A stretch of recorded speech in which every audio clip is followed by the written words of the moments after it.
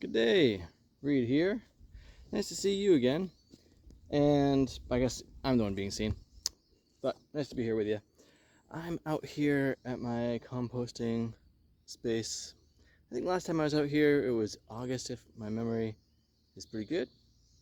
And I wanted to show you what's up because I'm about to empty all these buckets of compost materials. And we've got these few different spaces. And here's the last one that I made. And let me take a couple steps back so you can see. So when I did it, it was like, you know when you make a muffin and like it goes over the top of your container? Well, that's what it was like. And now it's down to half. There was pipes just like these that I had put into here. I left them in for, a good 4 weeks or so.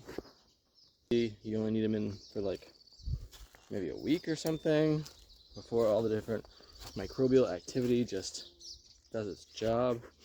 And then I moved them up to my chicken, and that is some of the really nice material that came out of the chicken coop. And that was, see, I cleaned out the coop in November, I think. So that's been sitting on. I'm adding that into my gardens now. And this time to bring over this nice container of char here. So I'm making that in my wood stove. Like, I'm just crushing it up with a pry bar that I have. It's like a 5-foot tall pry bar. And I got my tubes. So to give an idea, I'm going to space them about 1 foot apart in here and about 1 foot away from the walls. That creates the proper airflow for everything to happen. I don't need to take apart this one I just showed you until the fall, and I think it's going to be pretty good. I'm excited to look at that. I'll bring you back to check that out. I'm surprised that we went through all these buckets since August. That's about 8 months. I got 4 left over, but I really don't want to get down to none. And anyway, with work and all the other things of life, I'm like, this is my moment to do this. So I wanted to give you that update. It seems like it's working out really well. It certainly did with the chicken coop. And again, let's see, November, December, January, February, March, April. It's 5 months. 5 months to look like that. That's great. And that stuff is a combination of obviously like the chicken droppings. I add leaf. I do not shred my leaf. I just give it to them. And some grass clippings even. Seaweed that I collect from our living on island, the seashore. I put char in different levels. Probably like, a good, what would that be? I've got like an Epsom salts container that holds like several pounds of Epsom salts that I cut the bottom off of to use as a scoop. And that thing's usually half full, so somewhere between like 1 and 2 quarts kind of an amount of char went into it. And then when I emptied it out the coop, I layered in more char onto it all. Excited to see how the garden does with that. I'll show you videos later on. But that's what I'm up to today. I'll show you the finished process when I'm done. A quick little update on the first layer of the process. I want to show you that I've got the pipe sticking up nicely now.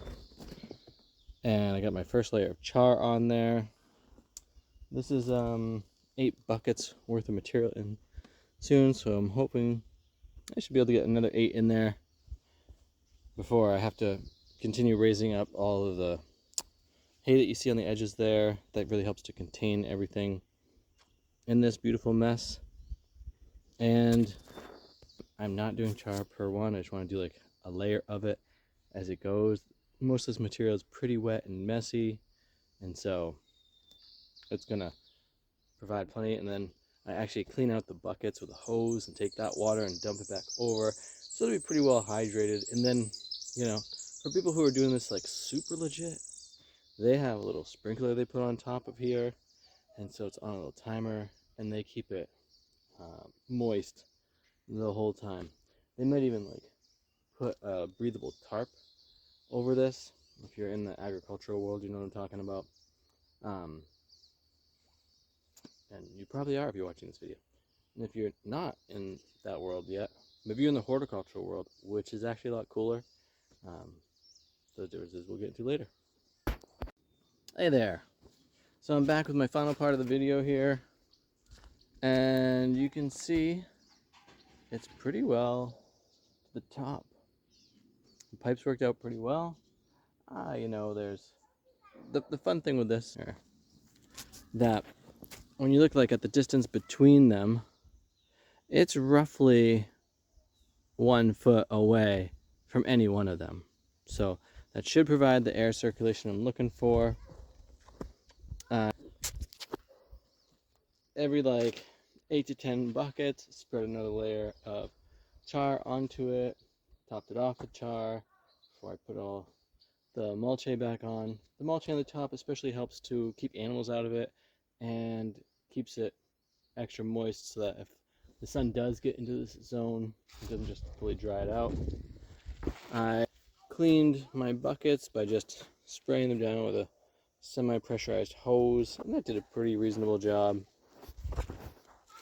I'll just hang out here for future use. And I wanted to show you my char. So again, I'm making this in my wood stove, and you can see a lot of different sizes, from like really fine stuff to some pretty thick and bulky stuff.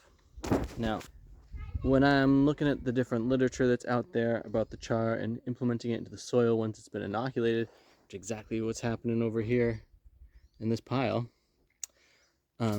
you know, people talk about like the size, and to me, I'm like, yeah, there might be like an organism who grows up in one of those big pieces of char and never makes it out of there because of life cycle stuff.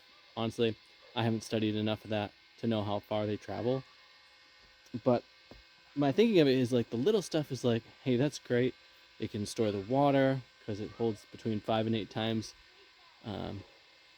its weight in water, if I recall stat correctly. And then it's home for all these microorganisms. It locks up different nutrients in it. And so when you have a little tiny fleck of it, yes, there can be a bunch of organisms in there. When you have like a big chunk of it, that's like a citadel.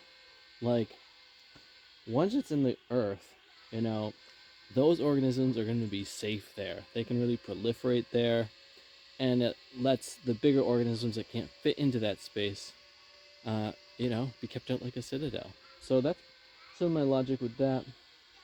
Again, we'll see where this is at come the fall. It's April now, so April, May, June, July, August, September, October, November. That's 7 months, and I'll be emptying out the other one I showed you that's already collapsed by half. So, you know, that's a lot of material, it looks like here, and then it turns into a lot less material, at least half. And remember, my whole sides are made of the hay. The top layer is the hay mulch material, and so maybe I'm looking at like a third of actual material there when all is said and done.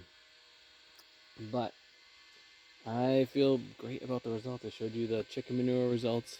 I could theoretically add chicken manure to this, but there's no reason. In the bucket system, just to give you this idea, as we're putting the different scraps into it, we're matching that with the carbon. So there's like a brown and green effect. You can look up other people's video if you want more information about that. So I've already got a good mixture happening on that count in the buckets. So I don't need to be mixing this or anything. That's why it's a relatively quick job compared to like if you're having to mix all your ingredients at the same time. You know, my thing is, how little effort can I put into this and get a result that I like? So I'm looking forward to seeing that, because it'll be my first time here looking at this with the new methodology with these tubes going in, providing that air space. I'm curious to see if I will find those air pockets down below with the collapsing nature. With this one, you can see the pipes are relatively vertical. On that one, they were like crazy diagonal. It worked out well on this to just adjust them as I went a little bit and then stop worrying about it and just keep going. So I'm pretty hopeful with all that. Thanks for watching my recent video of my 2025 April project of compost making. Have too much fun.